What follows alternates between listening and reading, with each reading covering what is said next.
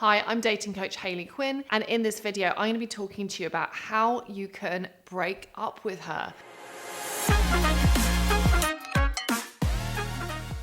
So if you're already feeling guilty and stressed about the prospect of breaking up with a woman, hang tight. I'm going to be giving you some great tips about how to handle this ethically, kindly, and clearly. So first of all, if you are in the situation now or you have struggled with feeling too guilty to break up with her, please leave a comment below and let me know what your experiences have been. So the problem is, by staying in a relationship that you know deep down you don't want to be in, there's a big opportunity cost to her. Whilst you might feel like, oh God, I just can't break up with her now because her cat's just died or she's just lost her job and I just don't want to do it. Ultimately, by staying with someone longer than you know you really want to stay with them, you prevent them from cracking on with their lives, doing the healing, and then meeting someone else who does want to have that relationship and connection with them. So I hear you that we don't want to be callous about breaking up with someone.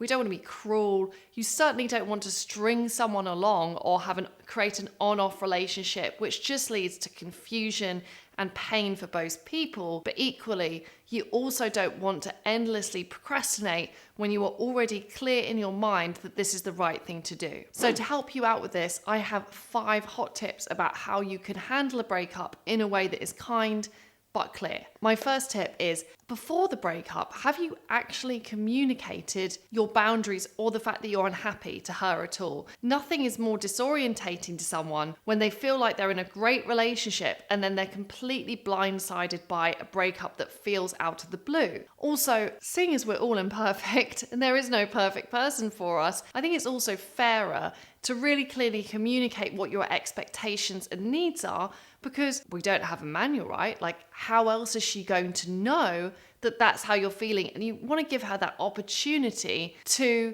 discuss those things with you, maybe change some things in how you're relating towards one another. So whilst I don't think this should be setting the stage for a traumatic set of almost breakups or choosing to take a break, instead it is important to be able to say sometimes, hey, I just wanted to be really open with you. I have been feeling a bit unhappy, or I felt like this need hasn't been met, or I felt like we haven't been communicating really well recently, or I feel like actually what we ultimately might want could be very different. So by giving this active communication earlier on, you give her an opportunity to comment and to interact with you, to create change. You also help to bring her up to speed with how you're feeling, so that this whole breakup thing doesn't come like a bolt from the blue. My second tip is to remember, whether it's these conversations or the breakup conversation, that really it's a conversation, which means it's a dialogue and it's not a monologue. It's really better to invite her to have agency in the process of breaking up. What do I mean by that?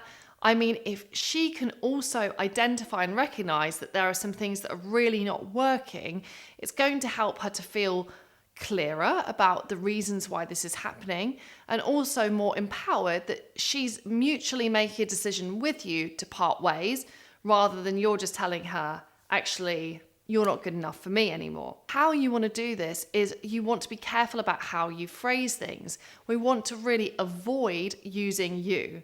Like, you're just not ready for the same things. You just argue with me all the time. You're never happy. All of these statements are really blaming towards her. And instead, in a relationship, everything is co-created. There's always 2 sides to every story. So you will identify with that better and give her the opportunity to participate in the breakup by saying things more like, I've noticed or I don't know how you feel about this, but I feel this. I've noticed it seems like we are doing these 2 different things. This gives her a chance to jump in and have that dialogue with you.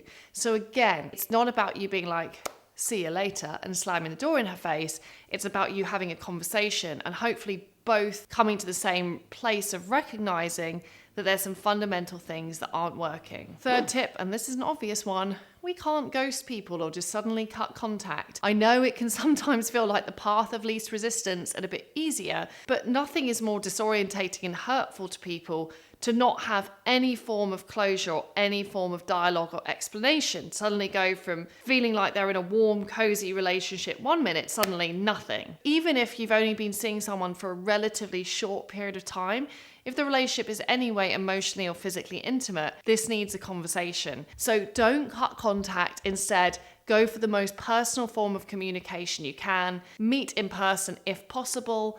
If that isn't possible, have a nice Zoom call or a phone call with them, because even though it will feel harder in the moment and you are not going to look forward to going to that meeting, ultimately it will leave them feeling clearer about your reasons and also feeling respected that you chose to break up with them in that way. Now, if you would like some more clear advice about how you can become more confident at handling not just dating, but also your relationships with women, I'd highly recommend that you enroll in my free online mini program.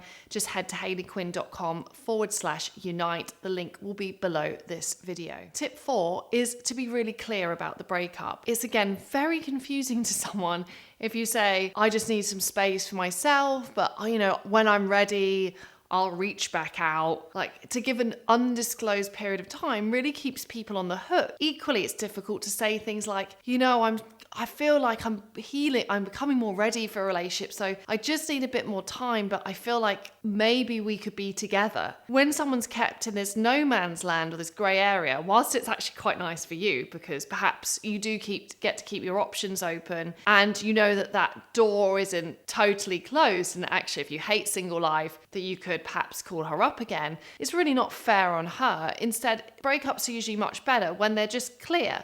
So where there isn't any confusion over what this is and what this means. Yes, it's hard, but to have a clear end and to be really open about that also gives her a chance to heal and go on and start to go about meeting all of the other people that are out there who would like the same kind of relationship as her. So you want to be able to use phrases like, if she's saying, well, do you think you'll change your mind? Or I thought we would be really good together. Say, I want to be really open with you that, I can't see my feelings changing around this. And I know it's really hard because I really respect and like you as a person, but I really want to be clear because I think it would be misleading to tell you anything else. And I really want you to go out and be able to find the relationship that you want. So you can be kind, but you can also be clear. My 5th tip is to expect there to be some post-breakup dialogue. As much as it's going to be difficult after you've had that really intense, probably in-person conversation, and you're going to be like,